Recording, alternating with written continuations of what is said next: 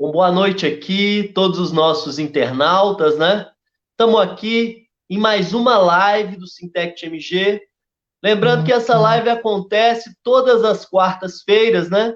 No horário de 19 horas e traz sempre um tema aí de debate de grande importância para a classe trabalhadora e todos os trabalhadores aí que estão na linha de frente desse enfrentamento da pandemia mundial, né?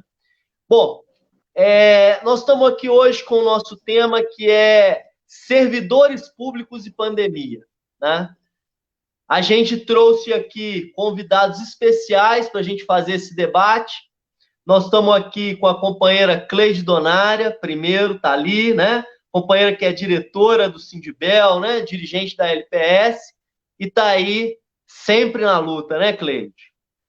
Chamar também o companheiro Israel Arimar, né? Que é o presidente do Sindibel, companheiro que está aí também em várias batalhas, né? Junto com a gente, fazendo esse trabalho de grande importância à frente desses sindicatos municipários, né? Um sindicato muito importante aqui do nosso estado. E também a companheira Yara Diniz, que é dirigente da CUT junto comigo, né, Yara? Nós somos dirigentes, né? E também é técnica em enfermagem, também é do Conselho Municipal de Saúde de Betim, e Ara, que também está aí na linha de frente, profissional da saúde, lidando com todo essa pandemia e também com os ataques que o governo federal vem fazendo, o governo estadual e municipal também vem fazendo a todos os servidores, né? Eu quero começar aqui a nossa live já chamando a primeira companheira para fazer a exposição. Pode ser você, Yara? Vamos com a Yara de começo para a gente começar esse debate? Com você a palavra, querida. Bom dia a todas, bom dia a todos, né? Primeiro eu agradeço o convite. É um prazer estar aqui com os companheiros, né, de luta e para a gente debater um pouco a questão da pandemia, né, e o Covid-19. Primeiro eu queria falar da minha atuação, né? Eu não posso deixar de falar no lugar que eu ocupo agora, que é um lugar de fronte, né? Eu trabalho no pronto-socorro do Hospital Regional de Betim, e meados, né, assim quando iniciou a pandemia, né, no Brasil ela inicia em fevereiro, trazendo um histórico, com o primeiro caso de um senhor que veio da Itália, né, em São Paulo, e confirmou Covid. No primeiro caso foi Minas Gerais, uma mulher que veio também, que veio da Itália, né, e é de Divinópolis. E aí veio a primeira vítima, que foi um homem de 62 anos, isso no Brasil, lá em São Paulo. E o primeiro óbito de Minas Gerais foi uma senhora de 82 anos. Trazendo esse contexto, a gente coloca que desde então os casos só vêm aumentando, os casos confirmados e o caso de óbito. Atualizando isso hoje, é mais de 1 milhão, atualizado mais ou menos há 30 minutos atrás. Os casos confirmados de Covid no Brasil chegam a 1.426.913 casos confirmados. E as mortes, mais de 60 mil.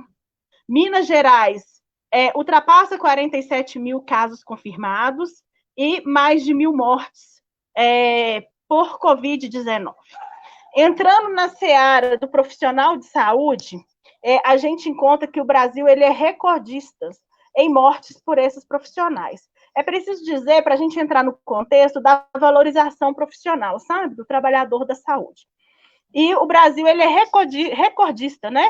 Ele é o país em destaque no planeta que mais morre profissionais de saúde. Até dia 19 de junho, foram 208 mortes entre os principais enfermeiros e médicos, né? Dentro da classe dos enfermeiros, a maioria técnico de enfermagem e auxiliar. Com tudo isso, o coronavírus aqui no Brasil, mundialmente, mais especificamente aqui no Brasil, ele ficou em evidência e destacou a importância do Sistema Único de Saúde, né? Que hoje é a nossa principal arma em combater o coronavírus.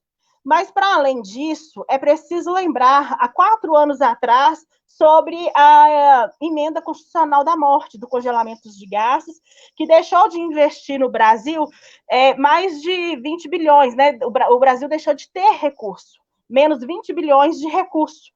E aí, trazendo um estudo do economista, inclusive foi uma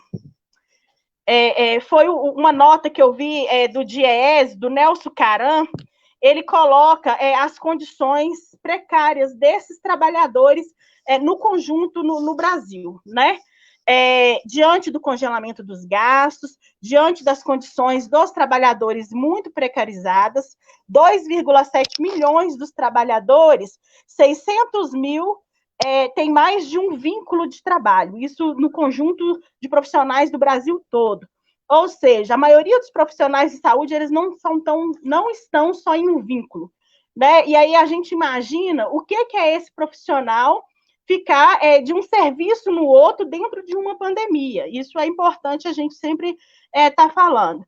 E aí, dos contratos estáveis, que são contratos estatutários, que é aquele servidor que fez concurso público, e talvez tenha uma segurança, né, que é estatutária, mas hoje a gente vê a mídia chincalhando muito o servidor público, isso está 39%. O restante são contratações precárias, como seletista, bolsista, cooperados, e isso traz muita insegurança no vínculo jurídico desses profissionais. E aí vem baixos salários, jornadas excessivas de trabalho, falta de perspectiva, vem aí uma fala que muitos gestores, e aí isso foi mundialmente, mas no Brasil ficou escancarado, a falta de EPIs, né? Isso no Brasil começa no início da pandemia a escancarar que o gestor não equipou os profissionais. Isso não é só por causa da pandemia, isso já é de muito antes, mas com a pandemia isso saiu para fora, né? A gente crê que muitos dos profissionais acometidos pela Covid-19 e os óbitos, isso se deu também no início da falta dos equipamentos, né? Então, assim, o país que já estava em crise econômica, numa crise política, vem numa crise sanitária muito grande. E os trabalhadores da saúde, que eles não têm aquela escolha de fazer o isolamento social, está de frente naquele momento, né? Isso traz no contexto também o redimensionamento do profissional, que a falta de concurso público, a falta de um vínculo seguro para aquele trabalhador, isso veio agora, com a pandemia, deixar um déficit muito grande de profissionais, né? Isso veio acontecendo, o gestor não se preparou, e veio a pandemia mostrar e aprofundar essa exploração aos trabalhadores. Os projetos que tramitam há anos e nunca são aprovados, as 30 horas, os pisos salariais, né?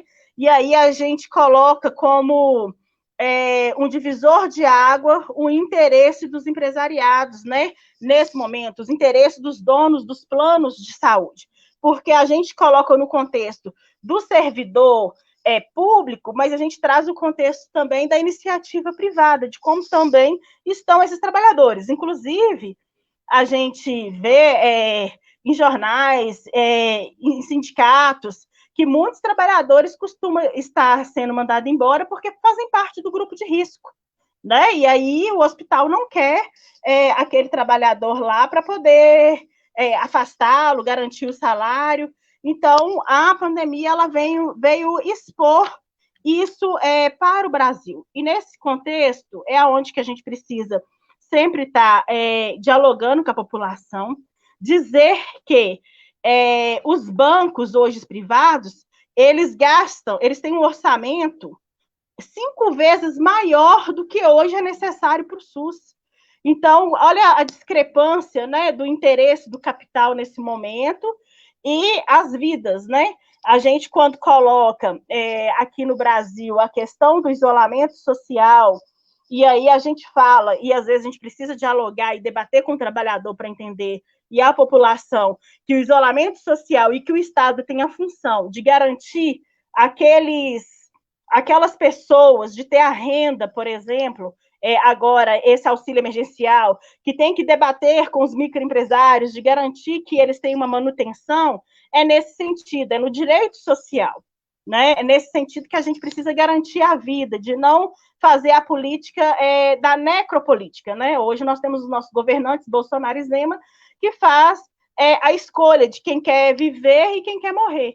E quando a gente fala do profissional de saúde, quando não se tem concurso, quando não se capacita o profissional, quando não há valorização, isso também é uma escolha, né? De sucatear o trabalhador e de deixar ele mais escancarado e mais vulnerável ao Covid. No momento, acho que já deu os 10 minutos, mas a gente vão debater, vamos falar sobre, nesse sentido, a pauta do trabalhador, do servidor, ela não parou, né? Reajuste, condições de trabalho, e com essa pandemia, isso veio trazer toda essa vulnerabilidade que o servidor da saúde, o profissional da saúde que está de frente, tem sido acometido.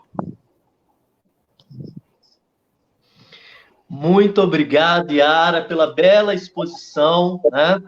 Pessoal que está chegando agora, lembrar que essa live, ela acontece todas as quartas-feiras, né? A gente pede para o pessoal republicar as nossas lives, mandar aí, não só para o grupo de trabalhadores, mas também para seus familiares, porque esse debate é um debate que interessa a toda a população brasileira, né? Como bem a Yara falou, é um ataque ao serviço público, é um ataque aos servidores públicos, né? Sucateando cada vez mais a nossa saúde e entregando de mão beijada rios de dinheiro nas mãos dos bancos, né? Nas mãos dos planos de saúde privados, e a população, mesmo pobre, né, está abandonada à própria sorte. Bom, vamos continuar aqui com o nosso debate. Quero chamar aqui o companheiro Israel que a gente teve semana passada junto, né, Israel? Um problemaço com os servidores aí, a prefeitura atacando aí os servidores, e tem um projeto aí para ser votado, né, Israel? Você pode falar um pouco para a gente aí? Sim, Robson, inicialmente queria saudar aqui a companheira Yara, a companheira Cleide e você, e todas as companheiras e companheiros que estão acompanhando a live. Bom, nós do Sindbel, né, nosso lema era nenhum direito a menos. Agora, o nosso lema continua sendo nenhum direito a menos, pelos ataques que o servidor vem sofrendo, mas também nenhuma vida a menos. Então, nós estamos em duas frentes. Uma frente, que é a frente da boiada que eles estão querendo passar nesse momento em que a maioria de nós não pode estar ocupando as ruas em razão da pandemia. Então, no caso aqui de Belo Horizonte, o prefeito Calil encaminhou um projeto para a Câmara Municipal que aumenta as alíquotas previdenciárias. Mas o interessante, ou mais perverso, é que esse projeto ele coloca uma alíquota única de 14%, que beneficia uma pequena minoria que ganha salários acima de R$20 mil na Prefeitura de Belo Horizonte, e prejudica a grande maioria que tem uma média de salário de contribuição previdenciária de R$2.500 a R$3.000. Inclusive, uma maioria de trabalhadores que estão, nesse momento, na linha de frente da pandemia.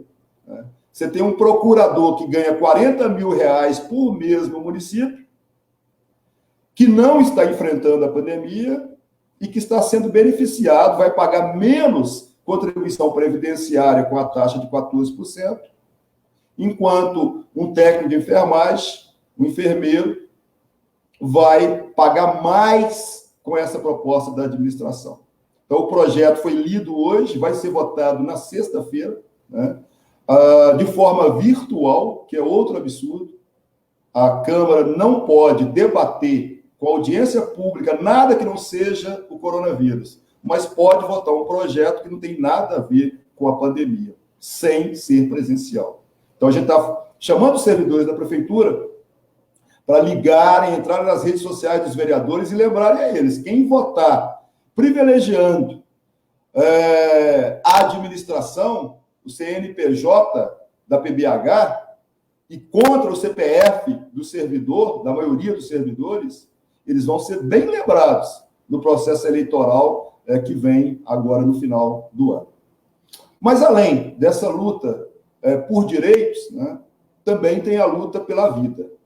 E aí, eu queria até fazer um breve histórico aqui, para quem não vem acompanhando, né? O Sindibel, nesse período, nós não fechamos o sindicato.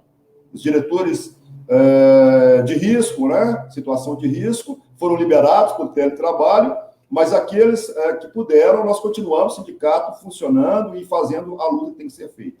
No primeiro momento, nós entramos com várias ações para garantir a EPI. Né? Um exemplo são os agentes comunitários de saúde, que a prefeitura queria que fossem de casa em casa, com a única orientação de ficar a 1 metro das pessoas, ou seja, segurança nenhuma. Então, nós conseguimos obrigar a prefeitura a fornecer máscara para todos eles, álcool em gel, e enquanto a prefeitura não conseguiu viabilizar, eles ficaram em casa durante 1 mês. A partir daí, eles retornaram.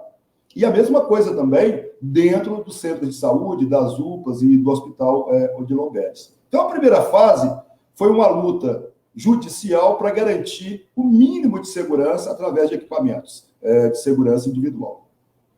Agora, nós entramos numa outra fase. Apesar da administração sempre querer aliviar, né, mantém o isolamento, o prefeito faz todo um discurso em cima disso, mas quando a gente colocar publicamente que a gravidade é muito maior do que eles estão colocando, eles ficam bastante irritados com a situação do sindicato. E é o que a gente tem feito.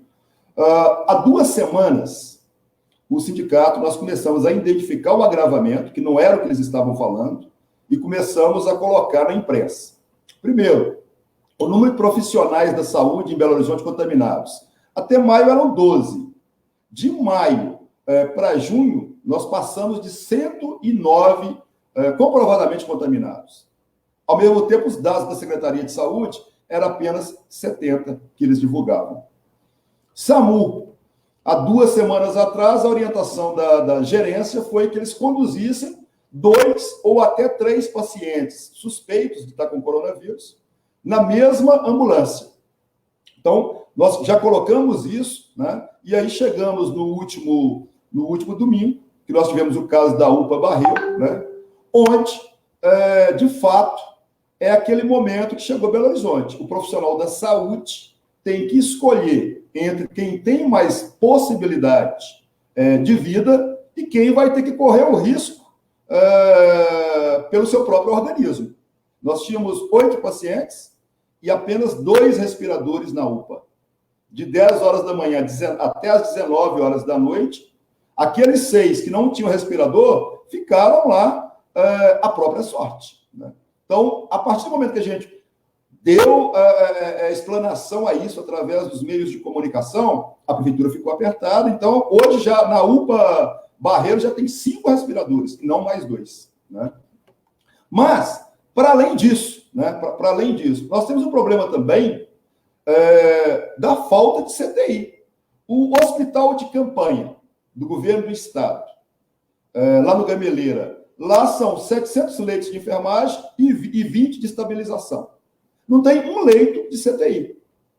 Ainda que já deveriam ter feito isso, houve tempo para se prepararem, não fizeram. Mas ainda que coloquem 10, 15, 20, 50 leitos nesse momento de CTI, tem um outro problema, que é os profissionais para cuidarem desses pacientes que forem ocupar esses leitos. Nós já temos um problema de sobrecarga de médicos, de técnicos, de enfermeiros, né? Neste momento. UPAs superlotadas, um caos, e isso acaba propiciando a possibilidade de mais contaminação dos profissionais de saúde, e aí entra um outro problema grave, né? A questão dos testes.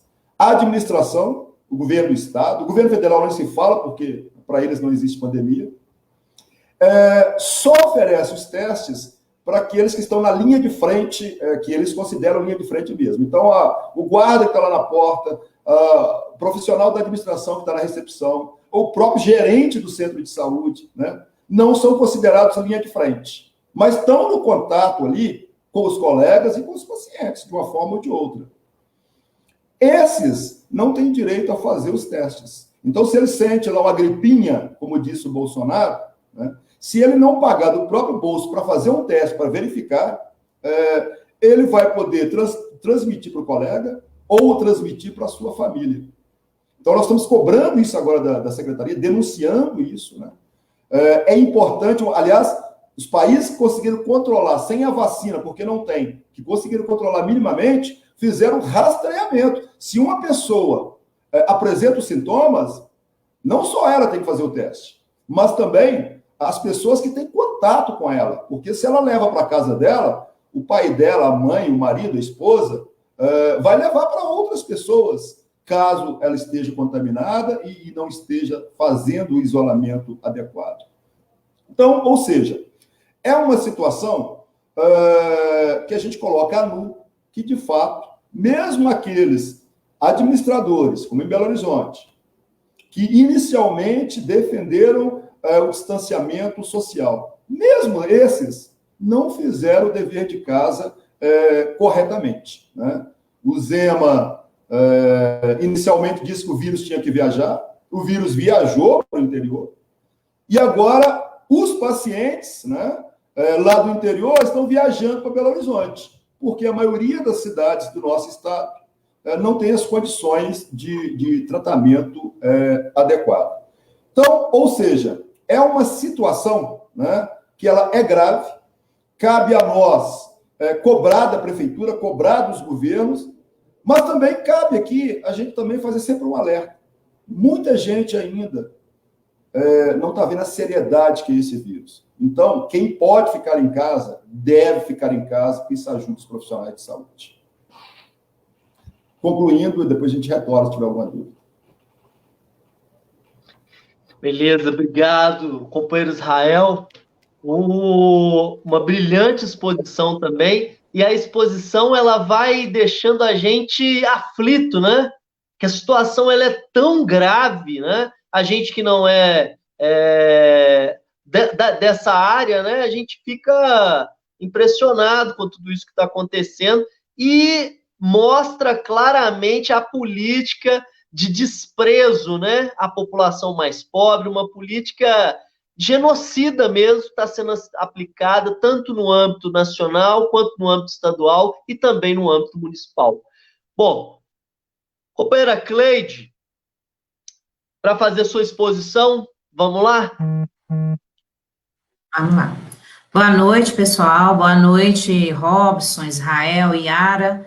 Brilhante apresentação aí. A gente tem alguns dados a mais para, né, completar aqui, e os companheiros também que tiver de casa, perguntar para a gente aí, para a gente ver se dá um recado para a população.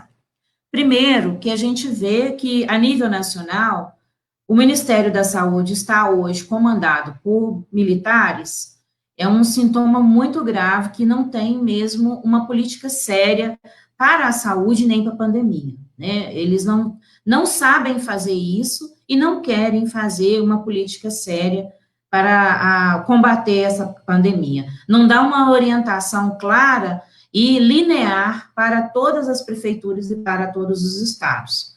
Nós estamos vendo aí uma crise enorme sobre a questão dos anestésicos, né, que servem para entubar os pacientes, e que é muito séria a situação de entubar um paciente sem anestésico adequado ou em quantidade adequada, e o Ministério da Saúde ele teria que fazer todo o esforço para comprar isso nacionalmente, ou internacionalmente, ou adquirir isso, puxar das indústrias e aí, de qualquer maneira, na justiça, com todos os mecanismos jurídicos que ele podia usar, e distribuir isso para os municípios e para os estados.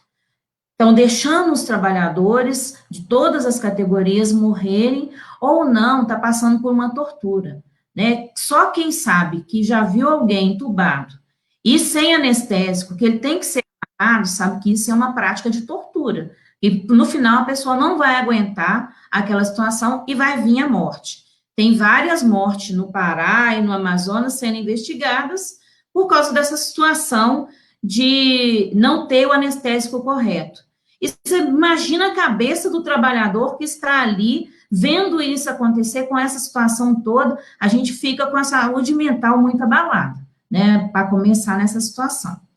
Quando a gente vem para o município, né, e vê aí a questão do hospital de campanha do Zema fechado, e a gente passando esse sufoco, a cada dia hospitais falando que está com leito de CTI 100%, né, e eu que sou trabalhadora de UPA, que já passei pela UPA do Barreiro, já fiquei na UPA Venda Nova, nós sabemos como que é aflitivo ter um paciente ali entubado, sem as condições necessárias dentro da UPA, e ter que esperar ter um leito para transferir esse paciente. A cada hora que passa é uma vitória naquela questão daquela vida, mas também pode trazer sequelas para ele, porque ele está entubado, ele não tem todos os equipamentos e não tem todos os medicamentos que são necessários para o êxito, né, de vencer essa doença.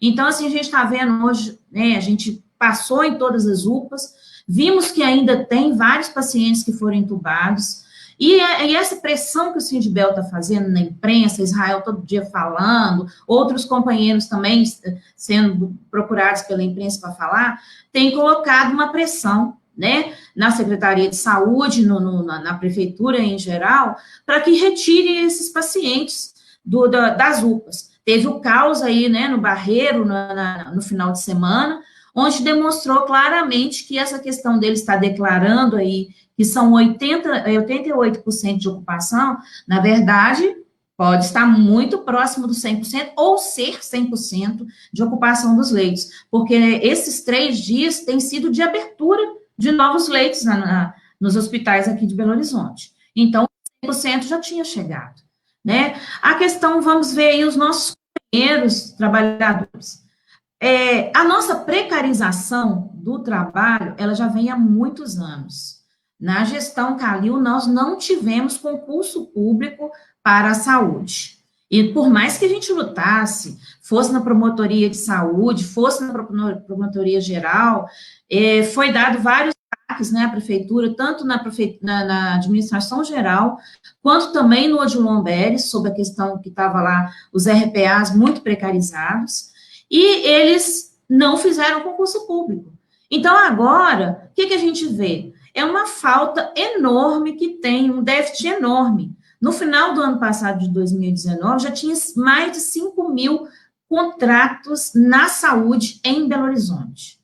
Contratos precarizados, com jornada de trabalho a mais do que os trabalhadores efetivos. E no ano de 2019, no início, teve ainda um rebaixamento do salário dos contratos. Só depois, com as necessidades que foi aparecendo e tudo, e a previsão da pandemia, que foi dando algumas migalhinhas aí para os contratos. Mas não é uma questão justa, né? O que seria justo seria o concurso público, eles entrariam para a prefeitura e aí teriam a capacitação. O Odilon Beres é um hospital-escola, ele pode muito bem formar trabalhadores para trabalhar em CTI, UTIs, com tranquilidade, só que teria que ter feito curso e efetivado o pessoal para trabalhar, né? O que a gente está sentindo hoje é que já existia um déficit muito grande, tanto nas UPAs, tanto no Odilon, quanto também nas unidades básicas de saúde, né? Nós vamos ver que as unidades básicas hoje, elas têm que fechar às 19 horas, pelo que o estatuto reza lá, pelo funcionamento da prefeitura. Mas tem unidade básica de saúde ficando até 1h da manhã esperando a ambulância do SAMU para levar paciente de Covid para as UPAs, né? E no outro dia, 7 horas da manhã, está com todos os setores abertos imediatamente, né? Fora, igual o Israel já colocou, foi um parto de fósforos conseguir os EPIs para todo mundo. E a gente ainda tem, assim, né? Está sempre monitorando para não ver se vai acabar, porque tem que ter as horas determinadas para se trocar os EPIs para ele ter uma eficácia. Não pode ser o dia inteiro a mesma máscara para ter uma eficácia para te proteger. As UPAs, nem se fala, está um caos, né? Como a gente já disse, tem os pacientes entubados na sala de urgência e que muitas vezes convive com pacientes entubados de outras patologias, né, de outras doenças, e que ali não tem como separar aqueles pacientes. Eles criaram também as observações COVID em cada UPA. Bacana, né? Beleza. Só que os mesmos profissionais que cuidam da observação COVID cuidam das outras observações.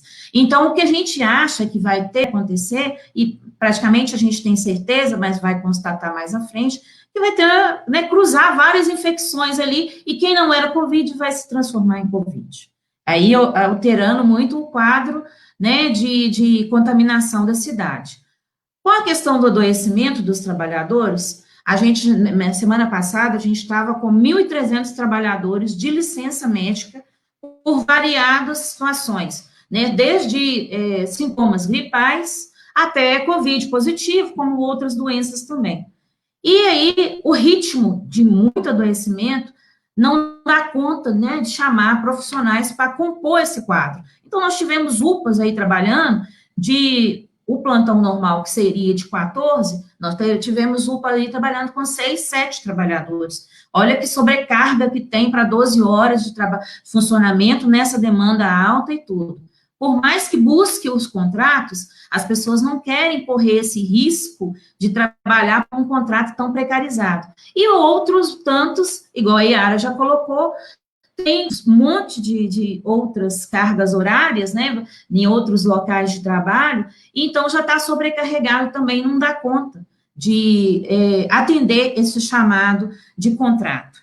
Então, gente, a gente tem visto essa situação no dia a dia, é apavorante para o trabalhador. Ele tem o receio dele pegar a doença e levar para casa, né? Nós sabemos que tem companheiros hoje que os pais foram entubados dentro das UPAs onde nós trabalhamos. É porque, assim, não foi culpa do trabalhador. Ele não tem como, muitas vezes, fugir daquele convívio por alguma maneira, e aí a doença está aí, ele está vulnerável, ele pegou e passou para a família dele.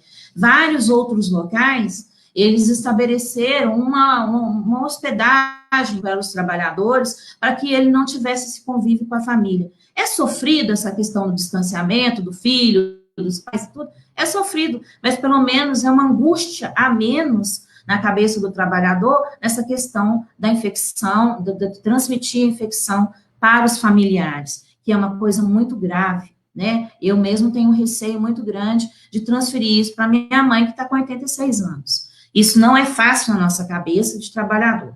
E a questão da prefeitura, que vem colocando aí, eles têm, sim, promovido vários novos leitos de CTI. O Tilon mesmo abriu o CTI 6, com 17 leitos. Eles estão procurando de luz acesa, profissional capacitado para mexer com os pacientes ali e também para lidar com aquela tecnologia toda que existe dentro de um CTI. A capacitação, ela tem que ser programática, tem que ser uma formação com mais tempo. Por isso, nós defendemos tanto a questão do concurso público, a formação do trabalhador. E a questão também da precarização do vínculo de trabalho, não é só no salário, não é só na jornada. Várias pressões são feitas em cima do trabalhador contratado. Tudo que o trabalhador efetivo, ele tem consciência que ele não pode fazer de errado, igual essa situação aí, né, de colocar vários pacientes dentro de uma sala vermelha, igual aconteceu no Barreiro, que não tinha espaço nem de circulação, nem de IA, nem de profissional, a gente tem uma garantia um pouco maior de estar falando que isso está errado, buscar o Corém, buscar o conselho, buscar o sindicato. Os contratados, não, eles sofrem aquela pressão toda ali, ou ele fica doente, ou ele fica pirado, né, ou ele não consegue mais, ele sai daquele contrato que ele não consegue mais viver com aquela realidade. É isso tudo que a gente está passando no dia a dia aí. Acho que meu tempo está acabando aqui nessa primeira fala, e a gente volta a falar daqui a pouco. Obrigada.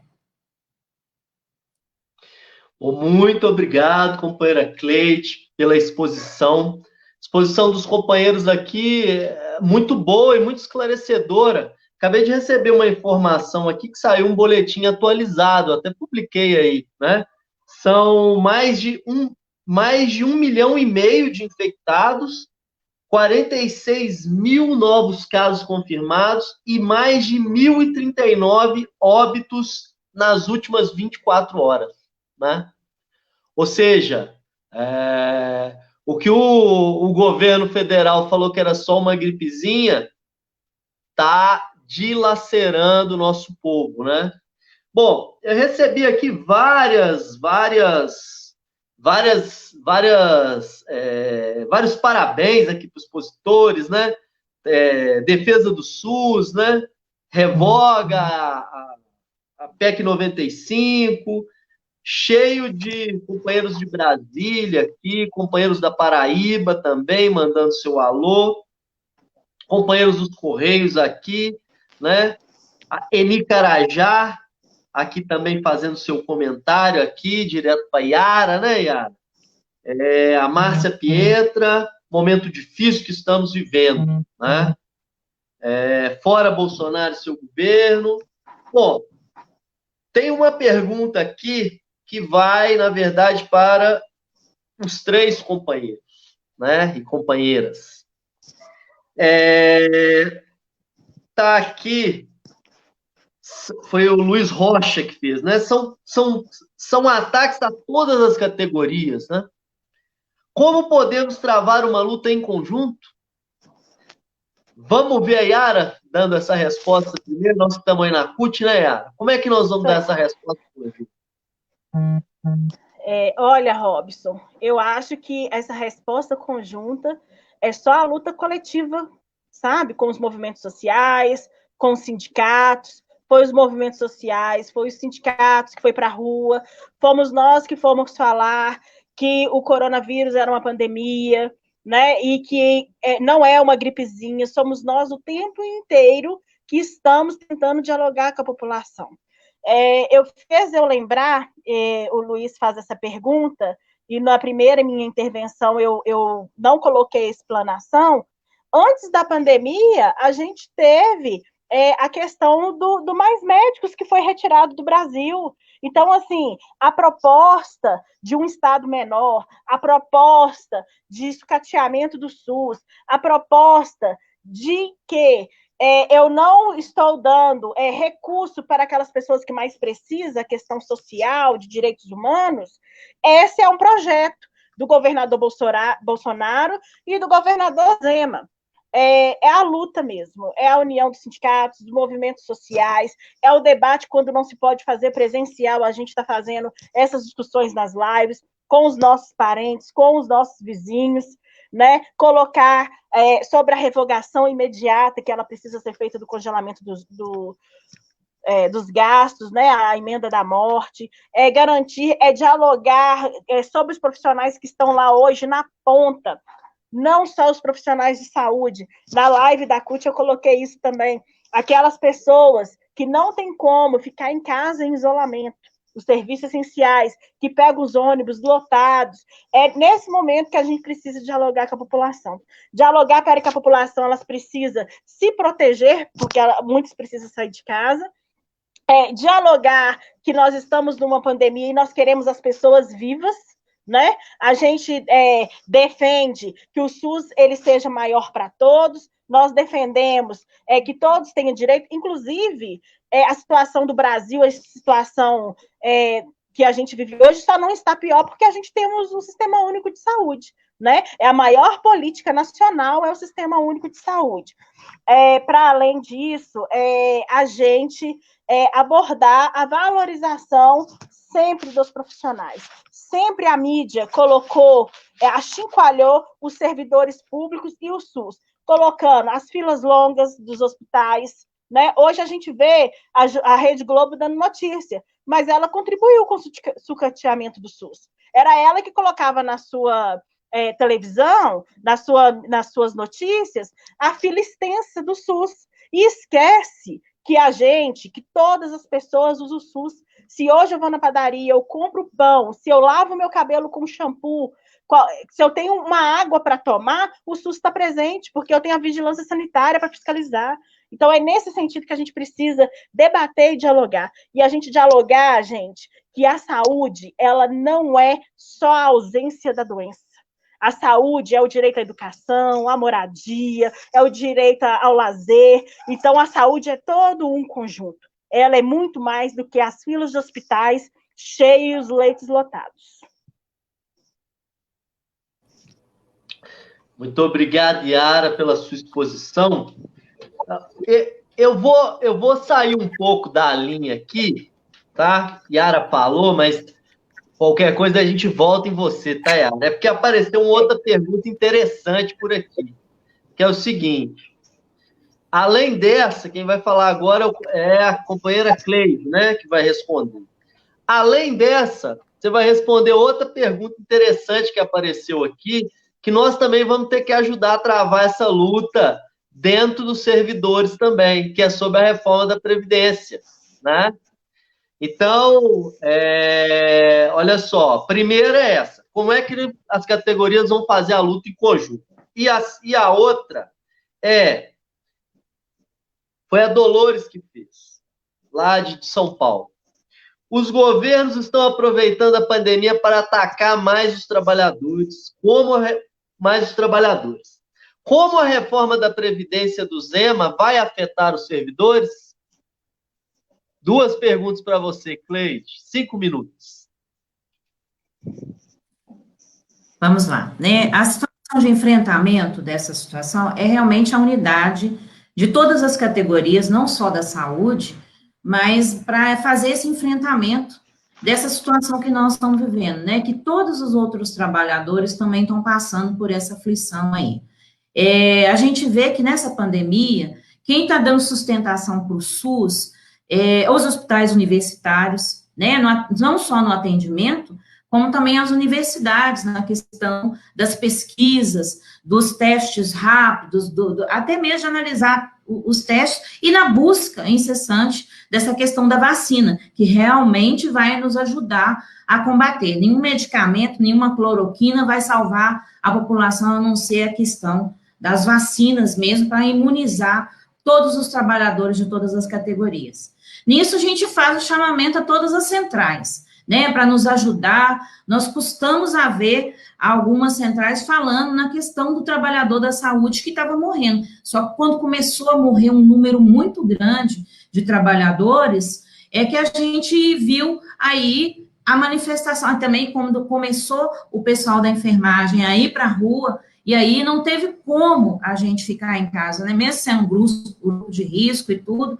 Nós, o sindicato, mesmo com distanciamento, com as cruzes, nós tivemos que ir para a rua, porque estava morrendo muita gente e continua morrendo muitos trabalhadores de saúde, né? Com as nossas atitudes, com a nossa veemência que a gente está fazendo, em Belo Horizonte, a gente ainda não tem óbito de trabalhadores da saúde nem de outras categorias. A gente tem trabalhadores que ficaram seriamente no CTI, mas não tiveram a morte. Mas, infelizmente, nós tivemos uma morte da Maria Aparecida, lá em Contagem, que é a trabalhadora que nós, né, fizemos uma homenagem para ela nesse dia. Então, as centrais, ela tem que nos ajudar a defender o SUS, a defender as empresas públicas que estão aí, né, levando, enfrentando essa pandemia, trabalhando todos os dias, igual o pessoal do Correio mesmo não pôde parar, e a gente viu que muitas outras cidades, os trabalhadores do Correio morreram tanto quanto o trabalhador da saúde, né?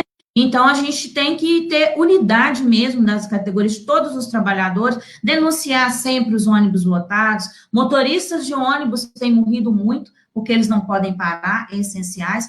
Então, essa luta não é só dos trabalhadores da saúde, é de todos os trabalhadores do Brasil, de todas as categorias, de todos os sindicatos. A questão da reforma do Zema, ela é muito perversa, né? Ela tira direito dos trabalhadores nesse momento, e ela ela coloca um alinhamento de tortura e de retirada de direitos, porque se aprovar no Estado, ela tira direitos de todas, as prefeituras podem só usar essa proposta do Zema aí. Ela atinge todos os municípios com isso também. E, além disso, atinge a autonomia de liberação dos sindicatos. Então, isso aí é para atingir em cheio a gente não poder fazer a defesa nem da população e nem dos trabalhadores. Não é à toa que ele está trazendo essa reforma agora, né? E a parte dele, que é a alíquota progressiva, É uma progressiva que começa já de 16%. É um assalto ao trabalhador do Estado, mas que também vai ser estendida aos trabalhadores aí dos municípios. Eu deixo para a Yara que está completando mais sobre essa questão aí do Zema. Bom, vamos agora ao companheiro Israel. E aí, Israel, o que nós vamos fazer para travar essa luta junto? O que o Correio pode ajudar, os servidores municipais? O que os demais servidores, o que os professores podem ajudar? Como é que nós podemos lutar junto para impedir todos esses ataques? Bom, é uma pergunta difícil, né? Na verdade, é o seguinte, eu acho que a gente está voltando aos anos 80, né? Quando os trabalhadores, com suas organizações sindicais, viram que, por mais que era enxugar gelo, a luta que cada sindicato, em cada categoria, separadamente fazia para tentar garantir algum ganho. Foi necessário os trabalhadores se organizarem, criarem a Central Única dos Trabalhadores, criarem o Partido dos Trabalhadores, né? E começarem a fazer uma disputa de governo, né? E eu acho que essa situação se repete. Por mais que o Sindicato dos Correios faça sua luta, o Sindibel faça sua luta com o Calil, ou o Sindiútil, ou os outros sindicatos do Estado façam com o Zema, a verdade é que nós precisamos mudar o governo, mudar essa maioria neoliberal que assumiu o Congresso Nacional. Nós vamos continuar fazendo lutas pontuais para tentar não perder o pouco que já temos, né? Mas isso não vai ser a solução. Nesse momento, a gente vive um outro dilema, que é orientar as pessoas e os trabalhadores a ficarem em casa e, ao mesmo tempo, ver que a boiada está passando, né? Um exemplo, a PEC do congelamento dos salários, que atinge todos os servidores estaduais e municipais, federais. O Paulo Guedes fala, olha, vamos economizar 120 bilhões. Qual que é o motivo da PEC? Ajudar os estados e municípios que tiveram queda na arrecadação. Qual que é o valor que vai ser repassado para estados e municípios? 60 bilhões. Na verdade, é um imposto em cima do servidor público, a maioria ganhando péssimos salários, que o Ministério da Economia está aproveitando para arrecadar mais. E aí vem também as reformas da Previdência que o Zema está aproveitando no Estado, onde, na verdade, mexe com um monte de coisas que nem tem a ver com Previdência, como a questão, por exemplo, da liberação dos dirigentes sindicais. Vem o Calil na prefeitura, também com a proposta de mudança de alíquota, que se for olhar a previdência do município, Belo Horizonte não precisaria aumentar um centavo, porque gasta 43% do que arrecada com ativo e inativo, bem longe da lei de responsabilidade fiscal.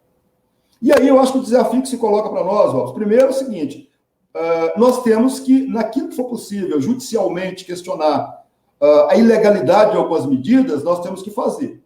O jurídico do Sindibel, nós fizemos um estudo, já encaminhamos para a CUT Minas, né? Tem que cobrar o Jairo, viu, Robson? Já encaminhamos para a Confetan, né? Um parecer jurídico, onde a gente aponta inconstitucionalidade, e para isso precisa de um ADIM, uma ação direta de inconstitucionalidade, que a CUT Nacional pode entrar, nessa lei do congelamento salarial, que congela reajuste até final do ano que vem, congela quinquênios, né? Congela vários direitos dos servidores, os poucos que ainda temos. Então, acionar o judiciário, né? Mas, mais do que isso, e aí eu falo para vocês, acompanhando a saúde, eu não sou da saúde, sou da área de fiscalização, né? Mas eu aprendo muito com a Cleide, com a Hilda, com o Bruno, com os companheiros da saúde, e na luta a gente acaba aprendendo sobre outras áreas, né? Eu tenho um entendimento que esse mês é um mês que vai aumentar a contaminação. É preciso, sim, resguardar. Só que o país não para. A luta, a realidade social, ela aguarda até um determinado momento. Esse vírus e essa pandemia, ele está colocando algumas coisas mais claras. Uma é a questão da diferença das distorções sociais que nós temos no país.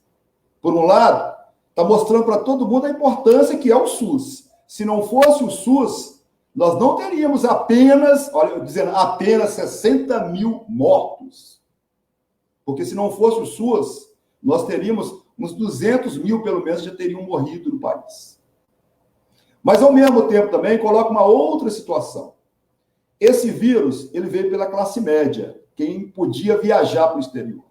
Então, no primeiro momento, que contaminou e ficou grave, pessoal de um alto padrão que podia ir na rede privada, ocupar um leito lá de hospitalar. Estamos vendo agora o SUS chegar a 100%. Porém, tem leito ocioso na rede privada. E a gente ouve pouco governador de estado ou prefeito de capital, né, falar em requisitar os leitos da iniciativa privada. O SUS paga R$500, se não me engano. Então, os hospitais privados querem negociar um valor mais alto. Que negocie, mas se não conseguir negociação, tem que requisitar e tomar esses leitos. O que não pode as pessoas morrerem sem atendimento, sabendo que tem leito ocioso numa Mater Dei da vida. Mas também nós, Central Única dos Trabalhadores, os sindicatos, né, os partidos de esquerda, né, nós temos que ver que alguns ainda conseguem ficar em casa, manter algum distanciamento social, manter alguma quarentena. Mas a maioria do nosso povo já está numa situação que ele vai para a rua com a gente chamando ou ele vai sozinho. Hoje eu vi na Praça 7 cerca de 200 trabalhadores, pessoal que faz entrega de alimento, fizeram uma carreata, né? Moto, eu não sei o nome que dá para moto, mas colocaram as motos tudo em volta ali do Perulito, fizeram a manifestação, também pela democracia, né? Tem os movimentos que estão indo na Paulista e alguns que já estão aqui em Belo Horizonte. Tem que chegar o momento que nós vamos ter que chamar o povo para a rua. Tem que chegar o momento que, ainda que usando máscara, mantendo o distanciamento, tomando os cuidados necessários, mas nós vamos ter que correr o risco. Senão, vai passar a boiada inteira. Então, acho que é o momento da gente pensar isso. Alguns dias, um mês que seja, mas daqui a pouco nós temos que ir para a rua. Senão, vai ficar difícil resgatar o que nós vamos perder.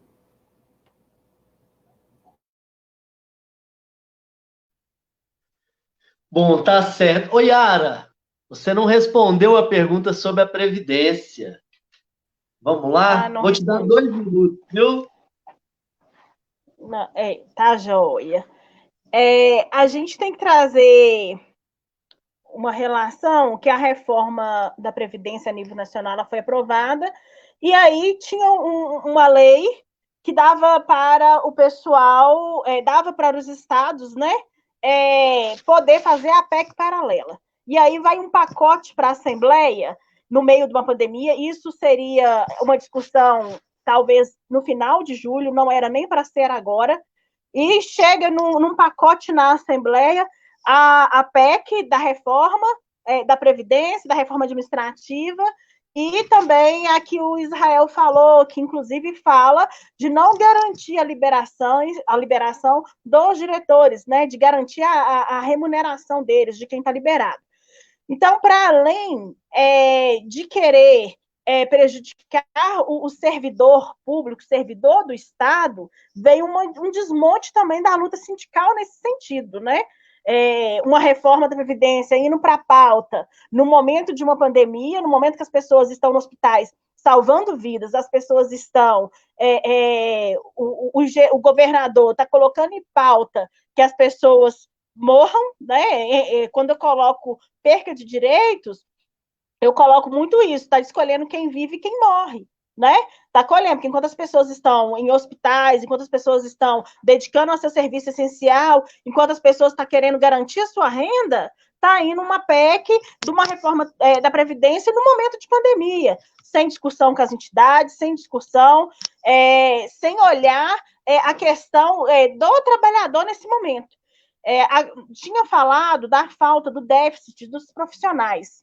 Aí eu falo da saúde, né? E aí coloca que os hospitais campanhas não foram abertos por causa de falta de profissional, também por falta de profissional, pelos trabalhadores estarem com medo de enfrentar um vínculo precário, como a Cleide colocou, e também é só perda de direitos.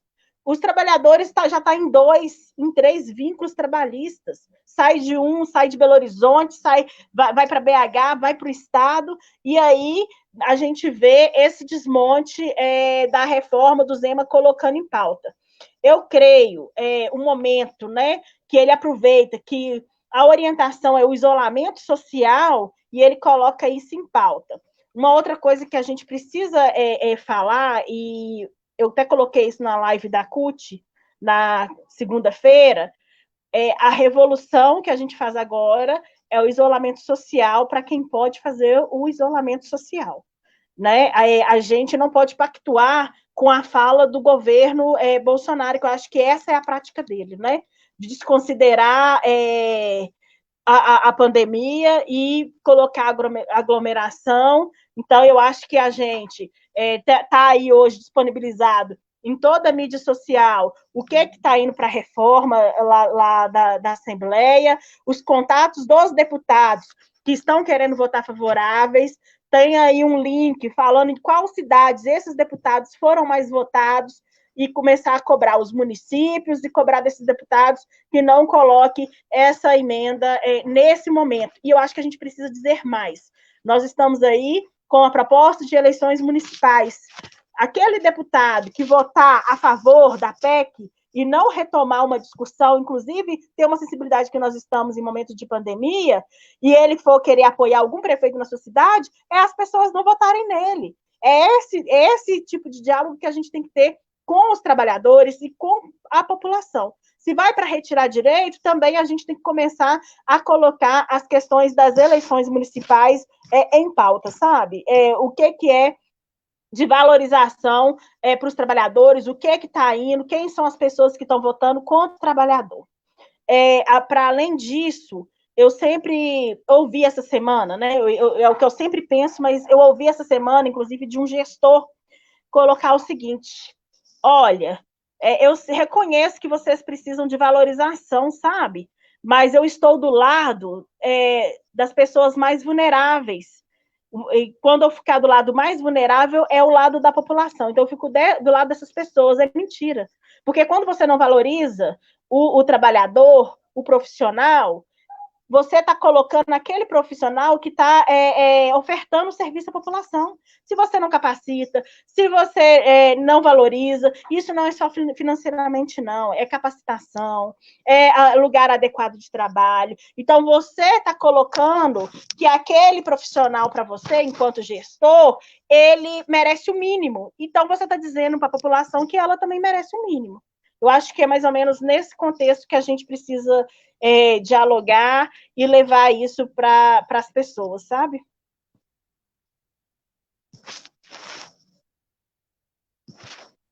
Uau! Bom, a gente acho que é importante a gente fazer esse debate, é lógico. Tem opiniões diferentes sobre essa situação do isolamento, né? Porque isolamento para quem? Né? Para quem está lá na favela, que tem que morar 10 pessoas em um só cômodo, ter que se espremer para esconder dos tiros da polícia, é muito difícil fazer isolamento. Né? Então, acho que as exposições de vocês foram ótimas exposições, e a gente tem que dialogar, sim, no sentido de construir uma luta, porque nós não podemos ficar observando a boiada passar, né? O exemplo hoje dos trabalhadores de aplicativo, que não foi só no Brasil, mas em todas as partes do mundo tiveram manifestações importantes, além de que as manifestações antifascistas e antirracistas continuam a todo vapor no mundo, né? As coisas não pararam, né? Tem manifestações também na França, manifestações na América Latina. O povo continua a lutar, porque está sendo exprimido a cada vez mais, e essa pandemia ela acontece em meio a uma crise profunda do capitalismo, né? E ela mostra o sistema de desigualdade que é o capitalismo, né? Ela mostra que a burguesia vai querer descontar e ganhar seus lucros nas costas dos trabalhadores. Eu acho que é de extrema importância a gente fazer todas as estratégias jurídicas, como bem colocou o companheiro Israel, as estratégias de organização, como bem colocou Cleide e Yara, e precisamos sim juntar a categoria. Porque se a gente não se juntar, o Zema vai passar toda a reforma da Previdência dos servidores do jeito que ele quer. Então nós temos que juntar para lutar contra, se aliar aos companheiros professores, se aliar aos companheiros do saneamento básico. Acabou de ser aprovado o marco do saneamento básico. É o start para as privatizações em todo o país. Então nós temos que lutar. Nós não vamos ter muita saída. Eu acho que o isolamento, que já está por demais prejudicado, né?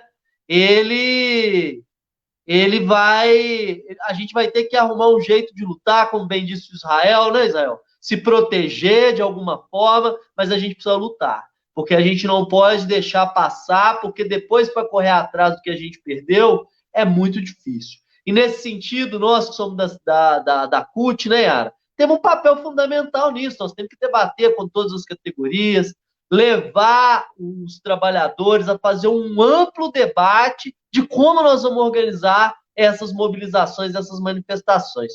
O Correio ele tem campanha salarial agora e já está na ordem do dia.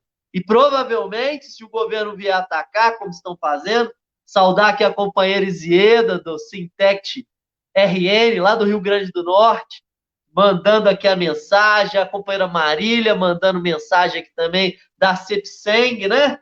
Que está sendo destruído, inclusive, o Epsing, com essa reforma da Previdência do governo Zema. Então, assim, é muito importante esse debate e eu quero chamar os companheiros e companheiras aqui para a gente concluir o nosso debate e chamar vocês para fazer as considerações finais e dizer aí, tá aberto para vocês o que vocês estão pensando aí dessa organização, dessa luta. Vou chamar primeiro o companheiro Israel aqui para fazer o uso da palavra. Israel, por favor. Não, primeiro que eu acho que a discussão aqui está sendo muito boa e a gente vai aprendendo mais com os companheiros, né? E segundo ocorrido, só agora que eu vi no Zap aqui, o companheiro me mandou, né? Eu acho que a ação nossa em Belo Horizonte, do Sindibel, de certa forma, a gente está fazendo a prefeitura, com toda a limitação que nós temos de luta, fazendo ela ficar agora na defensiva.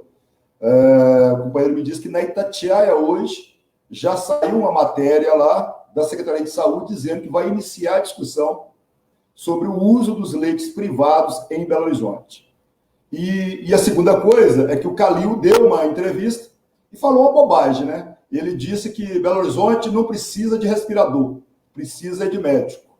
É uma bobagem, porque eu fiquei pensando, o paciente está lá na UPA, sem conseguir respirar, aí o médico vai chegar do lado dele e vai falar, respira, relaxa, respira. O cara vai falar, ô, doutor, vai para algum lugar e traz um respirador para mim, porque relaxar aqui nessa condição não tem jeito. Então, eu acho que, por menos que a gente possa fazer, mas o que a gente puder, tá na rua, tá cutucando, fazendo atos simbólicos, é importante, até mesmo porque os dados do IBGE colocaram um aumento de milhões de desempregados. E mesmo na hora que começar as empresas a voltarem a funcionar, os empresários vão aproveitar para tentarem pagar salários mais baixos diante da grande oferta de pessoas desempregadas. Então, é o momento da gente chamar as pessoas para a rua, da gente ir para além só do corporativismo dos nossos sindicatos, porque uma grande massa de trabalhadores não vão estar organizados em sindicatos nenhum, mas numa situação de profunda exploração. Então, eu acho que, com os devidos cuidados, mas nós não podemos ficar paralisados até que venha uma vacina para resolver o problema do coronavírus.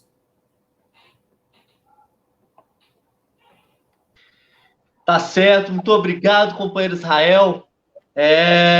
Tá corretíssimo, né? Temos que E fazendo o debate, né? Vamos lá, companheira Yara, para fazer as suas considerações finais? Agradecer, né, o rico debate. Eu ainda não estou acostumado com as lives, né? Essa é a minha segunda, mas eu achei que a gente conseguiu debater bem o contexto do SUS, da classe trabalhadora. É importante colocar, a CUT lançou a sua plataforma emergencial, e aí vem vários itens no que ela defende, o auxílio emergencial até enquanto durar a pandemia, a proteção à vida dos profissionais de saúde. Então, está muito bacana nesse sentido, na questão social e na questão de garantia dos direitos, né? Isso é muito importante. E eu continuo, acabo de falar, encerrar minha fala sobre o direito à saúde, né? Ele não é só a ausência de doença. Então, é por isso que a gente precisa debater. Ter garantias de direito, ter o seu emprego, né? O Robson colocou uma questão muito importante, né? Como que as pessoas ficam em isolamento, né? A classe periférica, né? A gente vê que o isolamento, ele já não consegue ficar tão firme quando estava na classe alta, né? Na classe média alta. Então, ele começou a flexibilizar mesmo quando ele veio para a periferia, né? Quando os casos começaram a aumentar ali. Então, como que a gente vai garantir a essas pessoas que são as mais prejudicadas? Como que a gente vai debater como que está atingindo a população negra nessa pandemia? Como que a gente vai fazer a luta coletiva dos profissionais que estão sofrendo mentalmente, né? Que vai uma questão mental agora diante dessa pandemia. É muita luta, a luta é coletiva, e eu acho que o pontapé, inclusive nessa live, com o bom discurso, com o bom debate, se iniciou aqui, e eu agradeço a todas, agradeço Robson, Cleide, Israel, pelo espaço e pelo bom debate. Obrigado a gente, companheira Yara, com essa ótima exposição, esclarecimento aí para toda a categoria de Correio, mas também para as demais categorias, né? Dizer aqui que tem outros companheiros acompanhando. O companheiro Stefânio, lá dos metalúrgicos, mandou um abraço aí para a gente, né? Falando sobre o nosso debate, então, metalúrgicos também estão acompanhando, né? E chamar aqui a companheira Cleide para fazer o uso da sua palavra nas suas considerações finais. Bom, gente, primeiro a gente tem que, eu vou voltar aqui na questão da defesa do SUS, né? Porque a gente viu que, na verdade, com essa questão aí que a Yara já colocou da EC 95, que tirou muito dinheiro do financiamento do SUS, e ele estava totalmente desmontado, teve que ter uma força-tarefa agora, comprar muita coisa para reabrir. E, na verdade, né, dos 5.000 e tantos municípios no Brasil, só 15% que tinha leito de CTI. Então, era isso aí, essa questão de estar nessa corrida agora, realmente era para que grande parte da população, igual no Amazonas, que tem uma distância muito grande da capital, era só a capital que tinha CTI e tudo, era para a população morrer, né? A gente viu aí que até teve um favorecimento dos índios e da população lá no Amazonas morrer, que aí fica mais forte, mais fácil para os garimpeiros, fica mais fácil aí para desmatar, né? Tem toda uma política para isso acontecer.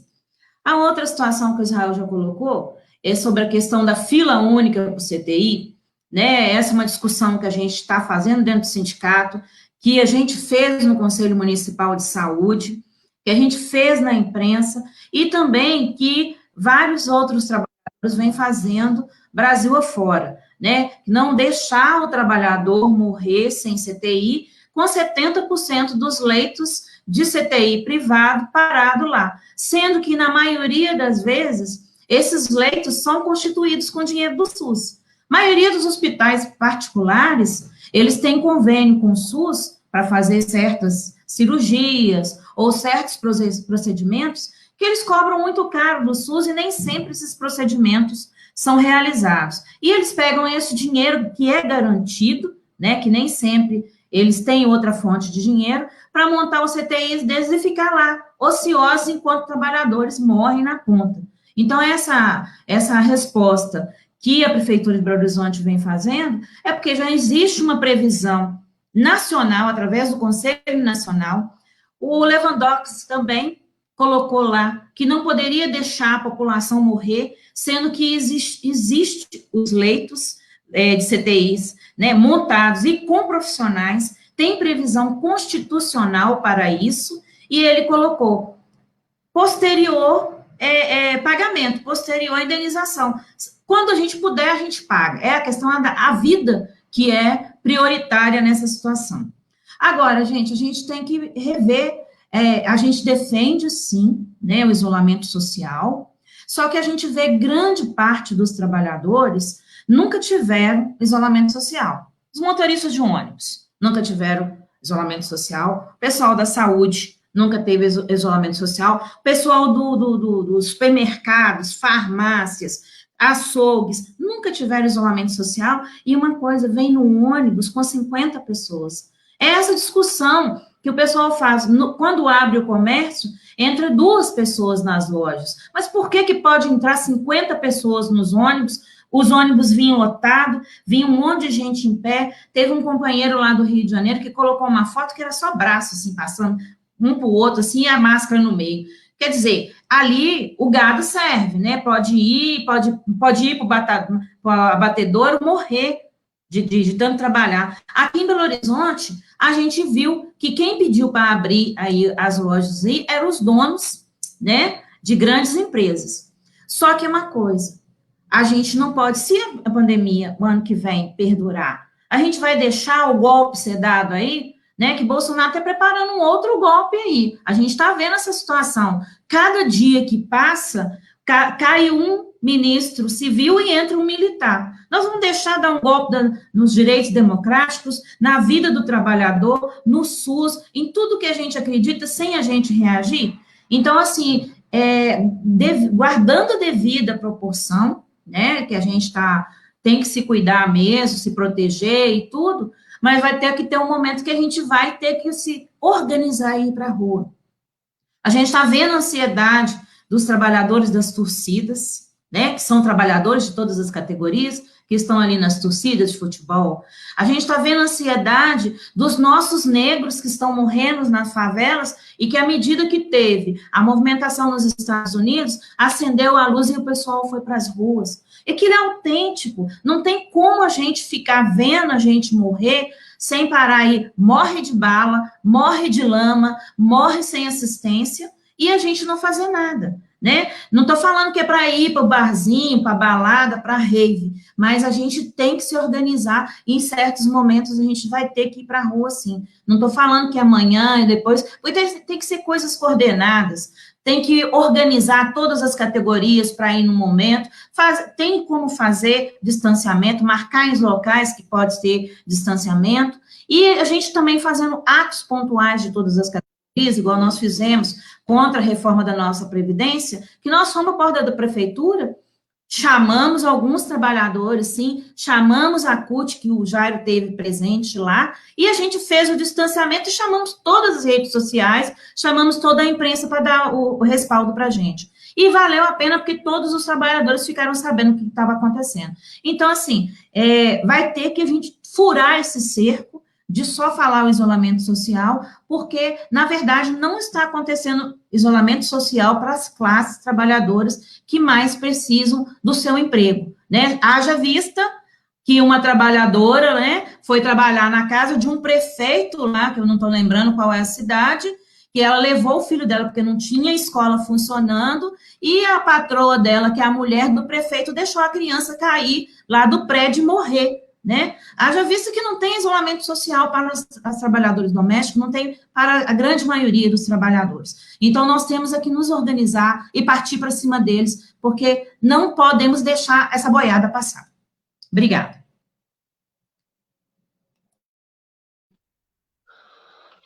Muito obrigado, companheira Cleide, pela exposição. Quero aqui agradecer, né, companheiro Israel, que despendeu o seu tempo para estar fazendo esse debate aqui para a gente. explicar mais para a gente sobre a questão dos servidores municipais, né? Que, na verdade, pelo que eu entendi, é exatamente a mesma luta que os trabalhadores do Correio têm que travar, viu, Israel? Companheira Yara, também explicando a luta aqui de todos os profissionais da saúde, né? A sua precarização, que nós estamos passando a mesma coisa nos trabalhadores do Correio, sabia? E Cleide, né, que nós estamos toda semana juntos, né, Cleide? Brilhante exposição, brilhante fechamento. A gente tem que pensar quando, mas nós temos que pensar que tem que fazer, né? Então, eu acho que tá bem, estamos bem encaminhados com esses companheiros de luta aqui. Bom, eu queria fechar aqui, se vocês me permitem, no Correio, foi comentado aí, né? Todos os dias aparecem novos casos positivos, né? E a direção da empresa, ela insiste em esconder esses casos para poder não testar os trabalhadores, para poder não fazer o isolamento, para poder não liberar esses trabalhadores para eles defenderem a própria vida. Então, nesse sentido, nós, do sindicato, estamos chamando as pessoas a denunciarem isso. Que essa é a política de subnotificação que nós estamos vendo, tanto no governo federal, quanto no governo estadual, quanto no governo municipal. Então, tem que denunciar, e vários trabalhadores, companheiros e companheiras que estão aqui do Correio, já iniciaram um movimento de greve ambiental, que é aquela greve que paralisa o setor de trabalho em defesa da vida, né? Foi bem falado aí pelo companheiro Israel, temos que defender os direitos, sim. Mas se a gente não estiver vivo, como é que nós vamos defender os direitos, né? Então, chamamos todos os trabalhadores aí a fazerem a denúncia e a se organizarem para a gente ampliar essa greve ambiental, porque o momento agora é de defender os direitos, mas também é de defender a vida. E, por último, de nos solidarizar aqui. Primeiro, dar um alô para o Rilke, né, Yara? Que é do Sindicato dos Farmacêuticos, grande companheiro que está aí participando também com a gente, e vários outros companheiros e companheiras que eu não falei o nome aqui, mas nos solidarizar novamente com os companheiros, né? Foi falado aqui pela companheira Cleide, com os companheiros dos movimentos atingidos por barragem. Teve mais um alerta, né, na cidade de Itabirito. O bicho está pegando lá, as populações estão sendo evacuadas, né? E a Vale continua cometendo seus crimes, né? Sem punição até hoje. Mais de 300 pessoas morreram e até hoje ela não foi responsabilizada por esse crime bárbaro que ela cometeu, tanto em Mariana quanto lá no Córrego do Feijão, em Brumadinho. Isso é privatização. Esse é o exemplo clássico de privatização. Privatização, ela precariza, ela escraviza e ela mata milhares de trabalhadores em todas as partes do país. Com essa fala, eu finalizo aqui e agradeço. São parte da nossa família e estão sempre convidados para estar aqui, para fazer essas falas e explicar tanto para a nossa categoria quanto para os demais trabalhadores, a importância de se organizar uma luta junta. Porque a emancipação da classe trabalhadora, ela só se fará quando a gente eliminar esse sistema de exploração do homem sobre o homem, que se chama capitalismo. Muito obrigado a todos e uma boa noite para todos os nossos internautas, companheiros. Uma boa noite. Boa noite.